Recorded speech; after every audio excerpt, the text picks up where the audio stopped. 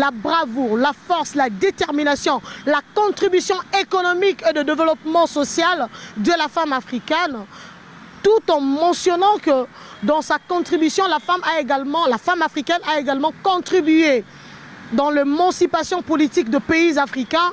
Nous nous sommes levés pour célébrer cette femme, pour nous rappeler de sa contribution, pour nous rappeler de ses efforts, de son engagement en tant que tribune de femmes de médias. Pourquoi? C'est comme l'a dit ma consoeur, nous sommes justement cette femme de lumière, celle qui doit s'élever devant le projecteur, devant le caméra, démontrer que hier la femme a existé, hier la femme a donné. C'est elle qui était dans la production. Vous voyez? C'est elle qui était dans la production. Alors, le problème c'était au niveau de la reconnaissance de ses efforts et de sa place. Et la femme s'est levée pour se battre afin qu'elle soit émancipée. Afin qu'elle travaille pour elle et non pour l'homme. Du genre, elle pouvait aussi se battre seule avec ses enfants ou rien. Et qu'elle ne devrait pas nécessairement être travailleuse pour l'homme, mais qu'elle pouvait être chef d'entreprise, puisqu'en réalité, c'est elle qui faisait fonctionner le foyer, qui faisait fonctionner et vivre le ménage.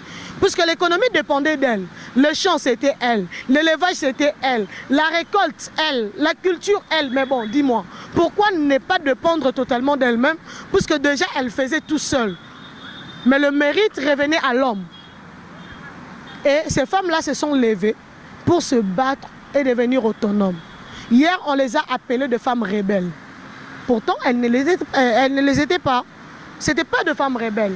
Elles avaient juste compris qu'elles travaillaient trop pour l'homme, qui s'est glorifié d'être l'homme le plus riche parce qu'elle avait 5 épouses, elle en avait 6 plutôt, elle en avait 7. Et il était fier d'être l'homme polygame. Alors apprenez à vous libérer. Apprenez à détecter ce que vous avez de mieux en vous. Moi, je vous ai dit, je ne sais que parler et écrire. Et je vous écris, hein. Je vous parle. Je n'ai que ça. Et madame, vous avez quoi? Le commerce. Alors faites-le sérieusement. J'aimerais vous poser la question, qu'est-ce que vous faites pour mieux commercer?